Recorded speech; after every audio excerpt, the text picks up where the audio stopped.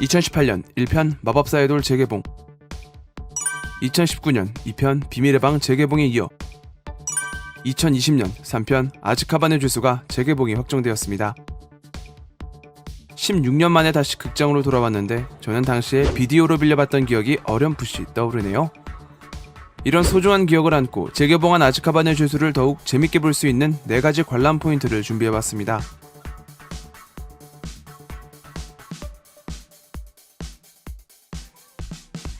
아즈카반의 죄수는 앞서 제작됐던 2편을 안고 가면서도 확실하게 변화를 추구한 영화입니다. 크리스 콜럼버스에서 알폰소 쿠아론으로 연출이 바뀌었으며 그에 따라 여러 설정들 역시 바뀌었기 때문이죠. 복장부터 헤어스타일, 배경 장소가 그러한데 그 중에서도 주요 사건이 펼쳐지는 해그리드의 오두막이 이 변화를 두드러지게 보여줍니다. 쉽게 말해 앞선 2편이 따뜻한 느낌의 동화적이며 고전적인 느낌을 줬다면 아즈카반의 죄수는 좀 더 차갑고 어두우며 축축한 느낌이랄까요? 이러한 변화는 아즈카반의 죄수가 시리즈에 위치한 순서에 있습니다. 아즈카반의 죄수는 해리포터의 3번째 작품으로 분량이 대폭 늘어나는 후반부 분위기를 맞추기 위한 단계를 준비합니다. 다음 작품인 불의 잔에서는 직접적으로 살인저주가 사용되는 장면이 나오며 볼드모트의 부활로 점차 암울해진 마법 세계를 그릴 것이기에 과도기에 있는 작품으로서 맞이하는 과정인 것이죠. 따라서 시리즈에서 유일하게 볼드모트가 등장하지 않으며 보다 더 해리의 성장에 포커스가 맞춰져 있습니다. 이는 앞으로 일어날 일을 대비하기 위해 새로운 마법을 배우면서 그의 성장을 보여주기 위함입니다. 영화는 유독 해리가 혼자 떨어져 있는 단절된 모습을 보여줍니다. 자신이 속해야 할 세계를 접하고 자신을 이해해주는 친구를 만나 진정한 집을 느꼈던 전편들과 달리 어둡고 차가운 분위기와 해리의 고독함은 성장을 위한 환경이 됩니다. 해리를 사이에 두고 나눠져 있는 장면과 의도적으로 해리에게만 집중되어 있는 조명, 가족의 부재에서부터 비롯되어 해리를 감싸고 있는 분위기가 영화를 어떻게 끌어가는지 눈여겨보시길 바랍니다.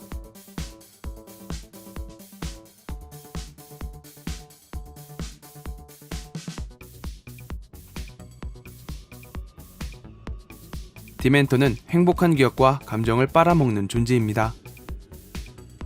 작가는 이 존재를 우울증에서 모티브를 가져와 만들었다고 하는데요.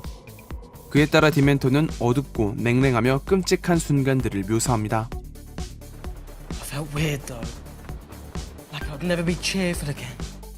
이후 해리는 어둠의 마법 방어술 수업에서 보가트를 물리치는 방법을 배우는데 여기서 보가트는 마주하는 상대가 무서워하는 것으로 변하는 존재죠.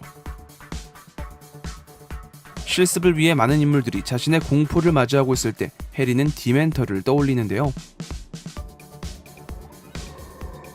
그만큼 디멘터가 해리에게 큰 충격을 줬음을 알 수 있습니다. 이 지독한 디멘터를 무찌르기 위해서는 마법 주문이 필요합니다. 잘 알려져 있는 이 마법은 고등 마법으로서 사용하기 까다로운 마법 중 하나인데요. 아무것도 없는 상태에서 마법을 쓰기는 쉽지만 이 마법의 사용처는 극도의 불행을 가져오는 디멘터를 마주보고 가장 행복했던 순간과 기억을 가져와야만 하는 데 있습니다.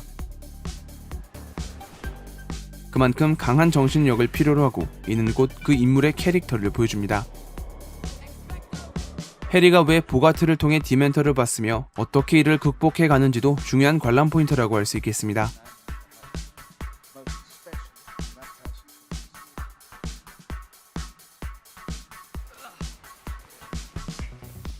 영화는 영화대로, 소설은 소설대로 분야가 다르기 때문에 무엇이 더 낫냐는 질문에는 취향의 차이가 있다고 생각합니다. 다만 두 매체는 사용할 수 있는 시간의 차이가 있는데요. 원하는 분량을 적을 수 있는 소설과 달리 영화는 러닝타임이라는 물리적인 한계가 존재합니다. 따라서 원작이 있는 작품들은 일부 각색을 통해 이러한 부분을 메꾸죠. 아즈카반의 죄수도 마찬가지로 각색이 들어가는데 다른 각색은 모두 그렇다고 보더라도 딱 한 장면 아쉬운 부분이 있습니다. 바로 호그와트 비밀지도와 관련된 부분입니다. 이게 어떤 지도냐인 것은 영화가 보여줄 테니 탈론 담 넘듯 넘어가면 이 지도는 무늬, 프롱스, 패드풋, 웜테일 4명이 만들었다고 적혀 있습니다. Wormtail, Padfoot and Prongs are proud to present the Marauder's map. 그리고 이 이름은 전부 가명이기 때문에 이들이 누구인지 분명하게 다루는 것이 중요한데요. 이 부분이 중요한 이유는 앞으로 해리포터가 알아가게 될 진실과 맞닿아 있기 때문입니다. 살아남은 아이로서 자신은 왜 부모님을 잃어야만 했는지, 무엇 때문에 볼드모트와 대적해야 할 위치에 놓이게 된 것인지 발단이 되기에 이 부분에 대한 설명이 조금 더 있었으면 좋을 것 같더라고요.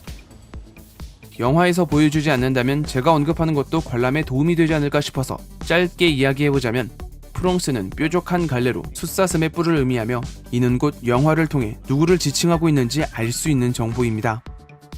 따라서 달과 관련된 무늬, 동물 발자국 패드풋, 지렁이처럼 생긴 꼬리 웜테일이 누군지 영화를 통해 확인하시길 바랍니다. 또한 이 지도의 쓰임새를 보면서 어떤 친구들이었는지도 알 수 있겠죠?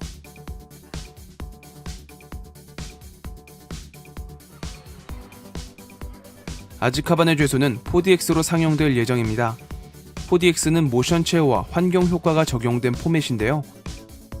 상황에 맞는 효과가 나올 때마다 영화의 몰입감을 높여주며 보다 더 흥미롭게 관람할 수 있도록 도와줍니다. 개인적으로 기대되는 씬은 단연 퀴디치입니다. 비가 내리는 서늘한 퀴디치 경기장에서 역동적인 속도감을 어떻게 표현할까가 참 궁금한데요. 비바람이 정말 치지는 않겠지만 안경 닦기는 챙겨가야 할 것 같은 그런 기분? 아즈카반의 죄수는 시리즈에서 시각 효과가 본격적으로 사용되기 시작한 영화입니다. 주요 사건들이 호그와트 외부에서 일어나기에 넓고 광활한 장소를 채우기 위한 장면들로 가득하죠. 4DX 효과와 어울릴 만한 요소가 많을 뿐더러 영화관에서 다시 보기 어려운 기회입니다. 앞서 이 포맷으로 재개봉한 마법사의 돌과 비밀의 방의 반응이 좋았기 때문에 이번 아즈카반의 죄수도 재개봉할 수 있었다고 보이는데요. 이렇게 뜨거운 반응이 계속된다면 다음 시리즈도 재개봉하지 않을까요? 저도 이번 기회를 통해 해리포터와 아즈카반의 죄수를 다시 보러 가야겠습니다.